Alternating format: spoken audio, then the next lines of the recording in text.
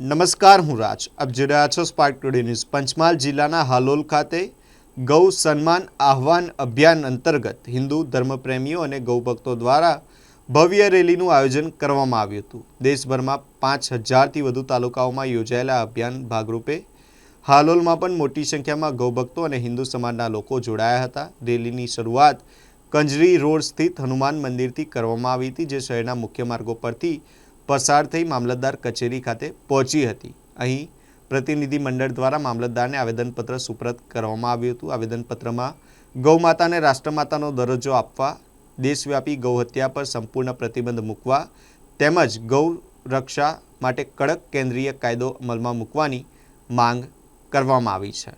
કાર્યક્રમ દરમિયાન વક્તાઓએ ગૌમાતાને ભારતીય સંસ્કૃતિ અને આસ્થાનું પ્રતીક ગણાવી ગૌરક્ષાને રાષ્ટ્રીય સ્તરે પ્રાથમિકતા આપવા સરકારને અપીલ કરી હતી. અંતમાં રાજ્યપાલ, રાષ્ટ્રપતિ, મુખ્યમંત્રી અને વડાપ્રધાનને સંબોધિત આવેદનપત્ર હાલોલ મામલતદાર મારફતે મોકલવામાં આવ્યું છે. આજ રોજ તારીખ 7-5 મે ભારતમાં ગૌ માતાને રાષ્ટ્રમાતા તરીકે જાહેર કરવા માટે સરકારશ્રીને એક નમ્ર અને શાંતિપૂર્વક એક યાત્રા કાઢી અને અમે અત્યારે આવેદનપત્ર આપ્યું છે.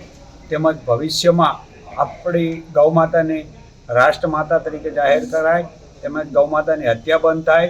ભારત કૃષિ પ્રધાન દેશ છે, એટલે ગૌ માતાનો અમૂલ્ય વારસો છે. આ વારસો જાળવવા માટે મહામહિમ શ્રી રાષ્ટ્રપતિજી, વડાપ્રધાન સાહેબજી તેમજ મુખ્યમંત્રી સાહેબ અને કૃષિ મંત્રીશ્રીને ઉદ્દેશીને અમે અત્યારે આ અમારી માગણી અહીંયા આપ સાહેબ સમક્ષ રજૂ કરી છે. એને ધ્યાને લઈ અને ગૌ માતાની સંપૂર્ણ દરજ્જો મળે અને એની સુરક્ષા થાય તે હેતુથી અમે આજરોજ અહીંયા નાયબ મામલતદાર સાહેબશ્રીને આવેદનપત્ર આપેલ છે.